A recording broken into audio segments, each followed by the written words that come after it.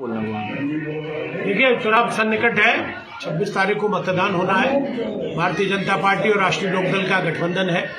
माननीय जयंत जी इसके लिए भरसक प्रयास कर रहे हैं। हमारी तो मात्र 2 ही सीटें हैं पश्चिमी उत्तर प्रदेश में, लेकिन भारतीय जनता पार्टी तो 80-85 सीटों पर लड़ रही है। और पश्चिमी उत्तर प्रदेश जो चौधरी चरण सिंह का, अजीत सिंह जी का प्रभावित क्षेत्र है, राष्ट्रीय लोकदल का प्रभावित क्षेत्र है, वहाँ भारतीय जनता पार्टी के कार्यकर्ता मतदान के लिए तैयारी कर रहे हैं। लेकिन वो जो तालमेल होना चाहिए, मैं चूंकि हस्तिनापुर का प्रभारी भी हूँ, उसमें 4 लोकसभा है, कैराना है, बागपत है, मेरठ है, मुजफ्फरनगर है, वहाँ गया भी हूँ। हस्तिनापुर जो कि बिजनौर में आती है विधानसभा, वहाँ भी गया हूँ मैं।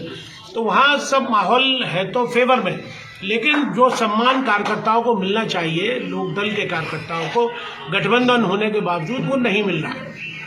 तो इस बात की वेदना है हमको। हमारे नेतृत्व ने कोई निर्णय ले लिया, वो हमारे सिर माथे है। हम तो एक कार्यकर्ता है, सब लोग कार्यकर्ता है, लेकिन कार्यकर्ता अपने सम्मान को बेच के कोई समझौता नहीं करेगा। इसलिए यहाँ पर भी कई मीटिंगें हुई हैं, उनमें हमारी महिलाओं को, हमारे कार्यकर्ताओं को, पदाधिकारियों, हम पदाधिकारी बाद में, हम सब अजीत सिंह के, चरण सिंह जी की रीति नीति के, उनकी योजनाओं के हम सब अनुयायी हैं। किसानों की पार्टी है, मजदूरों की पार्टी है और मजलूमों की पार्टी है, तो उसमें हम सब लोग मिलकर काम कर रहे हैं। लेकिन सम्मान के साथ अगर कोई समझौता करने के लिए दबाव डालेगा या ये टिकट फॉर ग्रांटेड लेगा कि ये तो हमारे लोकदल के हैं ही सब, ये तो सब रहेंगे, तो वो समझौता हम नहीं मानने को तैयार है। ऐसा कुछ हमारे यहाँ के जिले के नेतृत्व से भी कुछ भूल हुई है, चूक हुई है, या जानबूझ के किया उन्होंने, तो ये उनका अपराध है। मैं इसे अपराध की श्रेणी मानूं। और अनजाने में किया है तो अपने में सुधार कर ले। वो अभी भी समय है, बेटी बाप की है, चुनाव अभी होने वाला है।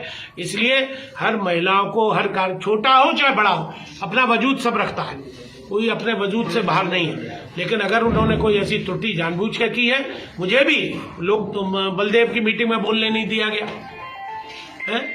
अब यहाँ वृंदावन छठी ग्राम में अभी अमित शाह आए थे, उसकी मुझ पर कोई सूचना नहीं थी। और लोग मुझे फोन कर रहे हैं कि आप मंच पे नहीं दिख रहे हैं, आप मंच पे नहीं दिख रहे हैं। तो मैं अपमान सहने के लिए उस मंच पे नहीं जाऊंगा। वहाँ चाहे कंचन बरसे, मैं नहीं जा रहा वहाँ पे कंचन लेने। हेमा मालिनी है, उनका सम्मान है, पदाधिकारी है, वो पार्टी की चुनाव से लड़ रही है। हालांकि जनपद में इस वक्त हेमा जी का भी भारी प्रत्याशी होने का बड़ा भारी विरोध है। और 10 साल उन्होंने चूंकि कोई काम नहीं किया, कोई ऐसा विकास नहीं दिख रहा है, और वो बहुत प्रभावशाली महिला है। अगर वो चाहती तो अपने नेतृत्व से, अपने व्यवहार से, अपने कार्यशैली से मथुरा को चमका सकती थी। आज तक कोई उद्योग नहीं आया, आज तक कोई फैक्ट्री नहीं लगी, यहाँ कोई हमारे नौजवान लड़कों को रोजगार नहीं मिला। हमारा टाट टोपोजियम की वजह से यहाँ पे उद्योग नहीं लग सकते, नॉन पोल्यूशन उद्योग। तो इसलिए एक बहुत बड़ी समस्या है, सफाई की समस्या है। ये सोच रहे थे नगर निगम हो जाएगा तो ये पेरिस, लंदन, फ्रांस बन जाएगा, ऐसा भी कुछ नहीं हुआ। जाम से जूझ रहा है, गंदगी से जूझ रहा है मथुरा।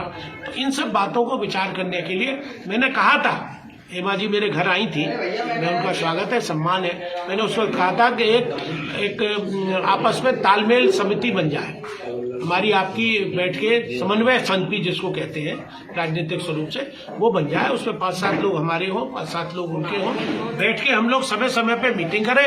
इन लोगों को महिलाओं के नाम से गाड़ियां ली गई हैं, इनको गाड़ियां नहीं मिल रही हैं महिलाओं को।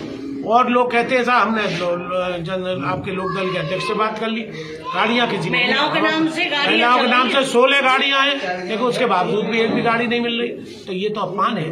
एक अपने पेट्रोल डीजल से थोड़ी फूकेंगे। चुनाव हेमा जी लड़के बम्बई जाएंगे या दिल्ली बैठेंगे पार्लियामेंट में, तो हम कार्यकर्ता अपने घर से पैसा फूके, डीजल फूके, पेट्रोल फूके। कुछ जो सक्षम है वो कर सकते हैं, हम नहीं मांग रहे, हम अपनी गाड़ी से ही जा रहे हैं। तो अपने जो साधन है उनसे हम काम कर रहे हैं। लेकिन जो लोग इसके योग्य हैं, जिनको साधन मिलने चाहिए, वाहन मिलने चाहिए, उनको खाना मिलना चाहिए, उनको सब कम्युनिटी जो एक हेल्प होती है वो मिलनी चाहिए, वो नहीं मिल रही है। तो ये अभी भी समय है। मैं आगाह कर रहा हूँ, मैं कोई विरोध नहीं कर रहा हूँ, लेकिन आगाह कर रहा हूँ कि अभी भी तालमेल बनाकर।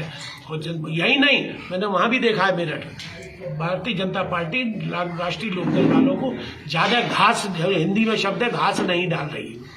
फिर भी हम बेशर्माई से लगे हुए हैं, चूंकि हमारे नेतृत्व ने हमको निर्देश दिया है कि हमको साथ देना। मैं तो जयंत जी की महानता मानता हूँ। वो हारे हैं हेमा जी से, लेकिन वो कह रहे हैं कि पुरानी बातों भूल जाए। मैं भी हारा हूँ हेमा जी से, लेकिन उनके अनुसार मैं भी अनुसरण कर रहा हूँ। हालांकि मुझे भी फुरफुरी सी आती है, लेकिन अब क्या करें।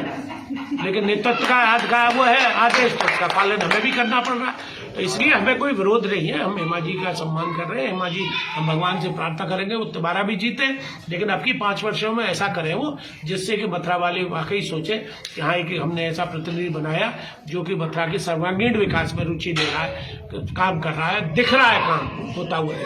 तो यही हमारी वेदना है। इसके लिए आज हम सब कार्यकर्ता या पदाधिकारी इकट्ठे हुए हैं। हमारी मातृशक्ति भी यहाँ बैठी हुई है और ये जिले के अभी तो संजू जी हैं, अभी नए कोई पदाधिकारी नहीं बना है। सुजाता जी हैं, संजू जी हैं, हमारी सुनीता जी हैं, बहन जी का नाम है मधु जी है, ये सब लोग यहाँ पर हैं। तो ये भी एक प्रतिनिधित्व है महिलाओं का, तो इनकी उपेक्षा नहीं होनी चाहिए, इनका अपमान नहीं होना चाहिए। हमको मिले सम्मान मिले न मिले उसका हमको कोई गम नहीं, हमें बहुत सम्मान जनता देती है, लेकिन इन महिलाओं को, इन नौजवानों को सम्मान पदाधिकारियों को मिलना चाहिए। ये आप कान खोल के सुन लीजिए, अदरवाइज फिर ये बिल्कुल खुल्लम खुल्ला बचेगा।